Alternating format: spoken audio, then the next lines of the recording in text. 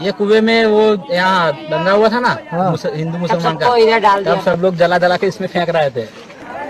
इधर क्या हुआ नरोड़ा में? गुंडा लोग बोलते ना वैसे, उन्होंने ने ऐसा किया था। सब लुखे बोलते हैं ना वैसे शादी भाषा में, उन लोगों ने ऐसा किया था। तो आपके एरिया के लुखे थे कि बाहर के लुखे? उनको तो क्या, हम लोग कैसे नगर से माल आया था सब इधर। ये सब अफवाह फैला रहे। आपने क्या देखा? कुछ नहीं, बस वो पत्थर मार रहे थे, वो लोग छुप गए थे, फिर बाद में मुसलमानों को मारा। कितने? वो तो हमने नहीं गिना। क्या सुना है? कुछ ज्यादा ही मरे, औरतें ज्यादा मरी और बच्चे। वो आपने देखा? हाँ, लाश निकाली थी ना ट्रक में। जब हमला हो रहा था तब भी देखा आपने? नहीं, दूसरे दिन लाश निकाली थी ना ट्रक भर भर। कितने ट्रक भरे थे? 4। तो जब आपने वो देखा तो आपको क्या लगा? ये सब हो रहा है। बस बंद कर दो ना। नहीं बताओ ना। बस हो गया। क्यों? इतना ही बता रहा। नहीं, याद करने में बुरा लगता है? हाँ, ऐसा झूठ नहीं बोलेगा जो 24 घंटा खड़ा था मैं। आपका नाम क्या है? युवराज। कहाँ रहते हो? SR पे। पुलिस का लड़का है। तो जो टोला है तो वो इतना चारों वजह से है कि? और रोड पे से तो फिर लोग भागे क्यों नहीं निकलते? भागने का मौका ही नहीं मिला था। वजह ही और था सर। कम से कम पाटिया में और गांव में भी ना, दोनों जगह। नरोड़ा और नोड़ा पाटिया, नरोड़ा गांव है और आधा किलोमीटर का डिस्टेंस है नरोड़ा और नोड़ा गांव में। तो दोनों में हमें खूब कुछ संख्या कम से कम वानी काटा होगा ना सर, नरोड़ा और नोड़ा पाटिया। फिर उन लोगों ने लाशें उठा के फेंक दिया, एक था कुआ में डाल के तरफ दिया सब। तो दोनों में हमें खूब कुछ संख्या कम से कम वानी काटा होगा ना सर, नरोड़ा और नोड़ा पाटिया। फिर उन लोगों ने लाशें उठा के फेंक दिया, एक था कुआ में डाल के तरफ दिया सबके। पहले तो मैं इनसे बात ही नहीं कर रहा था, पहली बार मेरे को मिले ना तब। तो मैं बोला ये कहीं हमारे वहाँ बहुत पत्रकार और ऐसे तैसे आदमी आते हैं, तो मेरे को पूछते कि पाटियाखान में? बोला मैं पाटियाखान था ही नहीं, मैं तो बहुत दूर एक हॉस्पिटल में दाखिल था।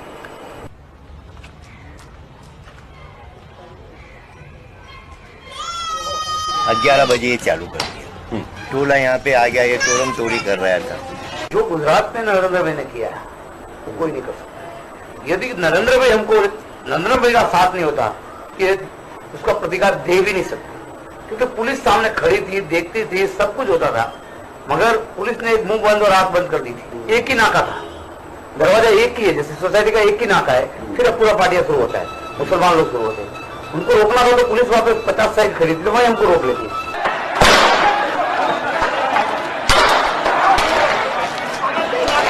ऐसे फायरिंग करते थे इस साइड में और बोलते थे, बोले क्या है तुम लोग घुसो। बोले ये घर में घुसे तो यहाँ से सिलेंडर लिया और हमारी धड़ा फूटे।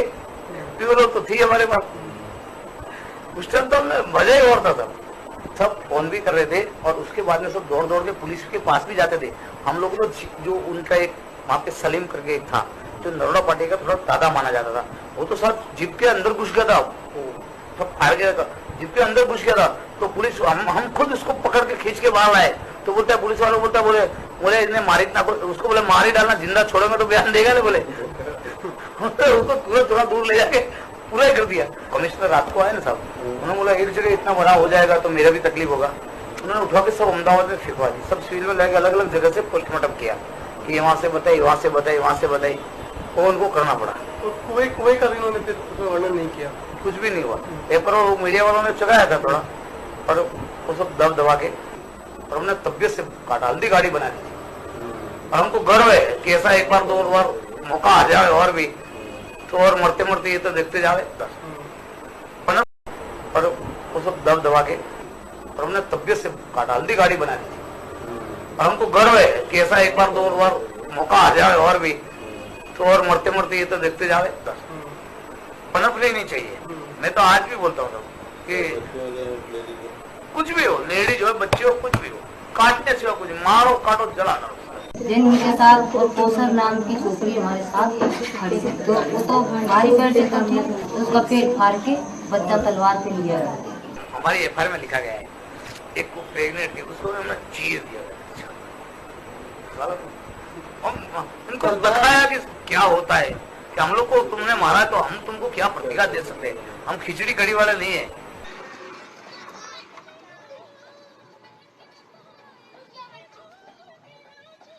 अभी तुम घर छोड़ के जा रहे हो? किधर? अरे यहाँ का नाम कटा के सर्टी लेकर वहाँ जाने का है, बटवा में पढ़ने वहाँ पर बुलाने आए ना। तो तुम यहाँ क्यों नहीं पढ़ते? यहाँ के स्कूल में? हमको डर लगता है, हमने खुशी देखा इधर बाजू। क्या देखा? वो सब मर रहे ना उधर बाजू। वहाँ पर एक कुआं आएगा, उसके अंदर बहुत औरतें और आदमी और बच्चे। एक छोटा बच्चा, हम यहाँ पर बैठे लेते ना, तो एक छोकरा जलेला भागला हमारे सामने, हमने देखे यहाँ बैठे ले, तो यहाँ से पीछे गली में से एक छोकरी गाड़ी ली जलेली, वो भी अक्की लंगी इतनी छोटी है। तुमको डर लगता? हाँ। लाशें पड़ी थी वो, उस टाइम सीन खेतने जैसा नहीं था, कहीं किसी के हाथ में आ जाए। हमने एक वीडियो वाला आया था, मीडिया वाला, उसको भी चला। नमस्कार दोस्तों, मैं अमरनाथ कुमार। भाजपा के लोग इतने चालाक हैं, लेकिन उनके साथ साजिश हो जाएगी वो कभी सोचे भी नहीं होंगे। बहुत बड़ी साजिश हो गई, बहुत बड़ी साजिश, और आप लोग भी नहीं सोच सकते हैं। और ये विपक्षी पार्टियों ने किया है। मैं कश्मीर फाइल की बात कर रहा हूँ। अगर इस फिल्म को लॉन्च करना था तो यूपी इलेक्शन से पहले करते। 5 राज्यों में चुनाव था, अब पता था कि हालत हमारा ख़राब है तो वहाँ लॉन्च करना था, नहीं किया। ये फिल्म कब लॉन्च हुआ? जब रिजल्ट आने के बाद, जिससे भाजपा को कोई फायदा नहीं होना है। विपक्षियों को अपना बेस बनाना है, पूरे देश को पता कर लगाना है कि भाजपा क्या करती है, बताना है। तो उन्होंने टाइम रहते इसको रिलीज करवाया, और उसका रीजन क्या हो सकता है आप लोग सोचिएगा। 16 तारीख को एक ट्वीट किया था अमिताभ बच्चन ने इसी फिल्म के बाद कि we know now what we never knew then. ये कश्मीर फिल्म पे ही था, इशारा वही है कि जो अब हमें वो बात पता चल गई है जो पहले हमें नहीं मालूम था। क्या मालूम हो गया भाई? क्या पता चल गया कि जब कश्मीरो पंडित को भागना पड़ा था 19 जनवरी 1990, केंद्र में भाजपा के समर्थन से बीपी सिंह की सरकार थी। ये बहुत सारे कम लोगों को मालूम था, ज़्यादातर लोगों को मालूम नहीं था। लोग सर्च नहीं करते, जो उस समय थे पार्टी जो जागरूक, उनको पता है। 32 साल घटना हो गया, तो 32 साल में जितने सारे लोग पैदा हुए उनको तो पता भी नहीं होगा, और जो 10 साल के छोटे बच्चे रहेंगे उनको भी याद नहीं होगा। तो 42 साल वाला तक को तो पता ही नहीं था कि क्या हुआ। मैक्सिमम वोटर वही हैं, यंग। उनके तक मैसेज गया कि भाई ये भाजपा की सरकार थी। 83 एमपी भाजपा के समर्थन से बीपी सिंह की सरकार बनी थी। कांग्रेस के 199 एमपी थे, उनको 72 आदमी की और जरूरत थी, 73 आदमी की। 73 एमपी मिलता तो कांग्रेस की सरकार बनती राजीव गांधी के, लेकिन सीपीआई और सीपीएम भी साथ नहीं दिया था राजीव गांधी को। सिर्फ भाजपा के समर्थन से भी नहीं बनता बीपी सिंह की सरकार। तो बीपी सिंह की पार्टी अपनी 139 के करीब था, 83 भाजपा के और सीपीआई सीपीएम ने मिलकर सरकार बनाया था। और कश्मीर में तब तक इंसर्जेंसी शुरू हो गया था, चल रहा था पहले से आतंकवाद। पाकिस्तान साजिश करके आतंकवादी भेज रहे थे।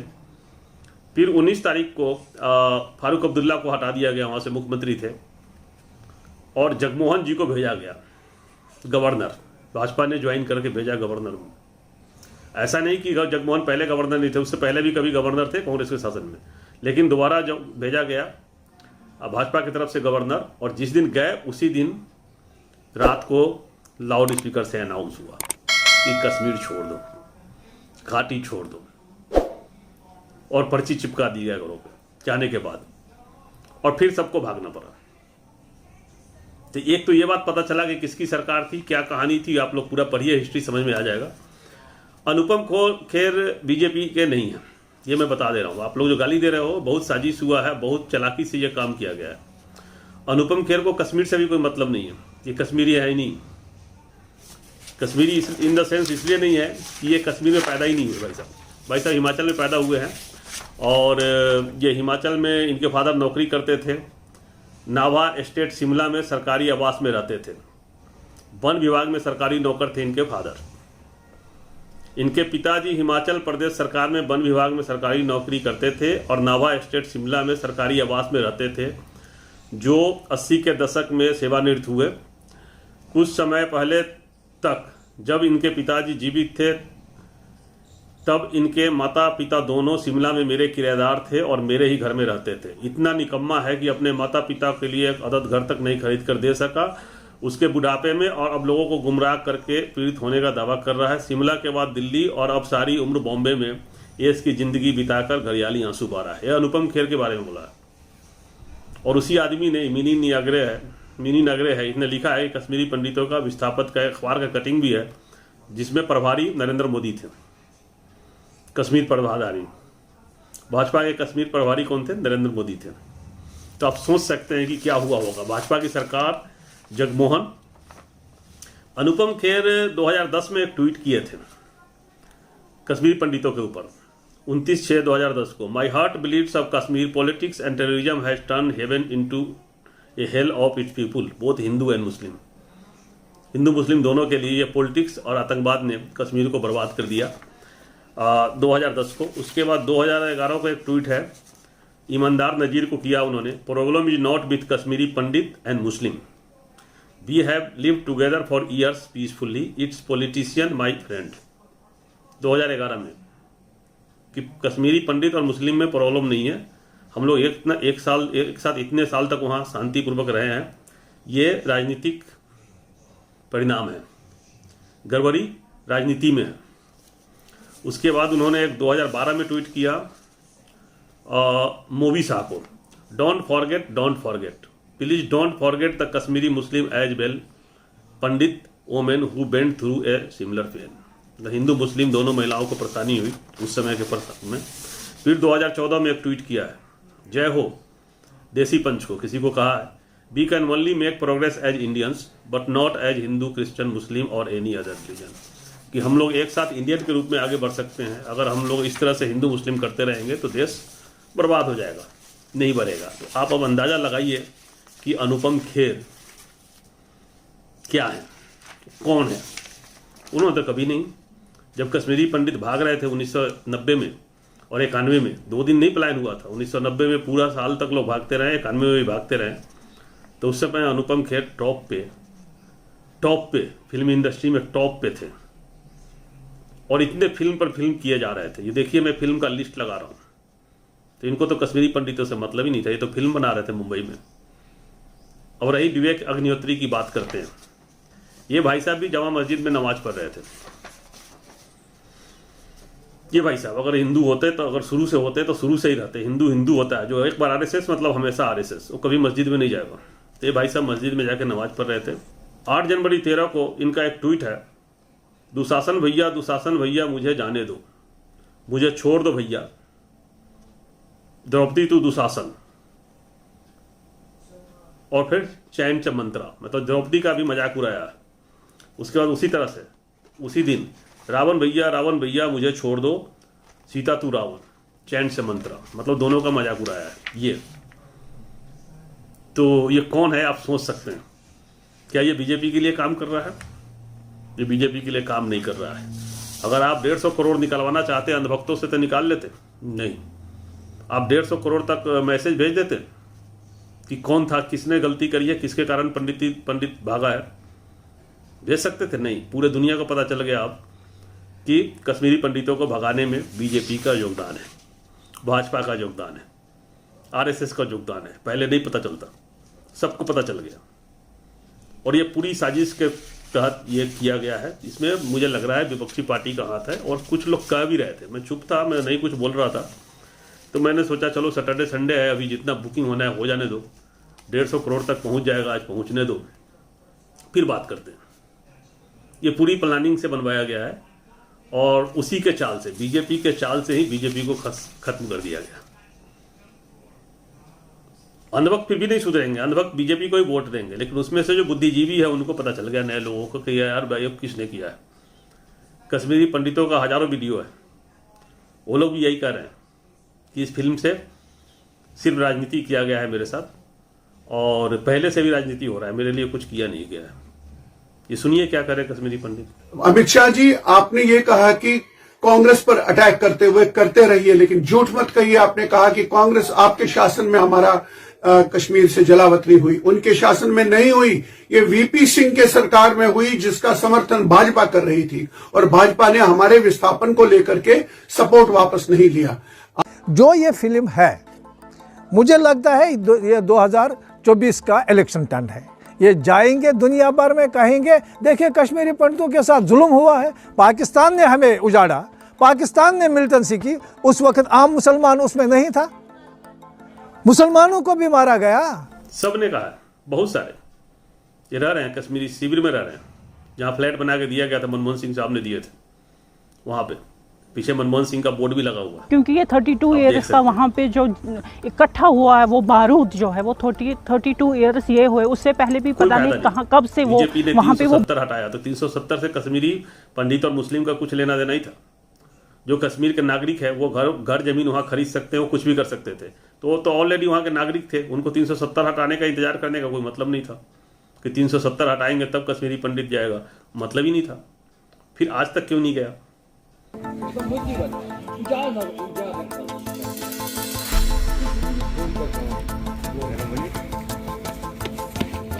1990 से लेकर आज तक जो है हमारे नाम पर जो खाली पिक्चरें बनी और कुछ नहीं हुआ है। इवन आज भी ये पिक्चर बनने से ना मेरी घर वापसी हो सकती है, ना मेरे देश का कोई समाधान हो सकता है, ना मेरे जम्मू कश्मीर का कोई समाधान हो सकता है। ये एक जिस हिसाब से हमें 1990 से लेकर आज तक जो है एक पॉलिटिकल टिश्यू पेपर की तरह हमें यूज़ किया गया है, और आज भी वही हो रहा।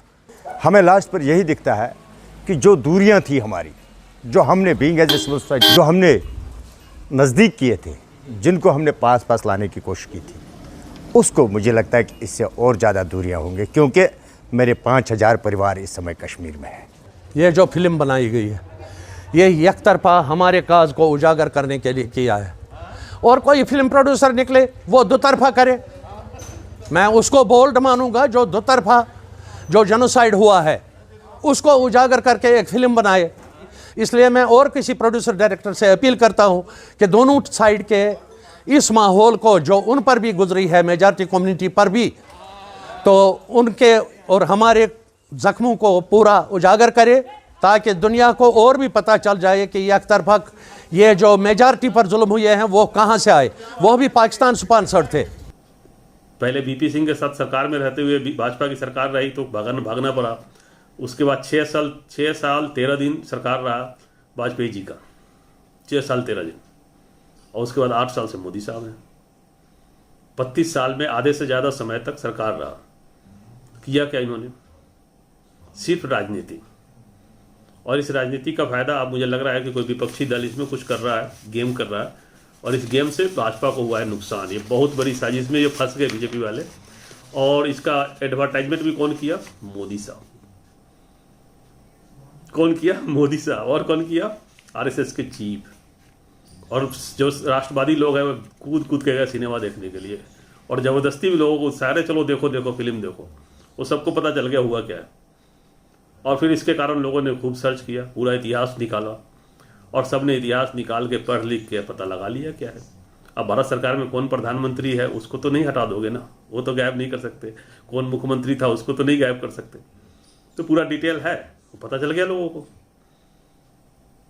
पहली बार ऐसा हुआ है साजिश का खुलासा जिसमें बीजेपी को समझ में नहीं आया, और ये अनुपम खेर और अग्निहोत्री के चक्कर में फंस गए।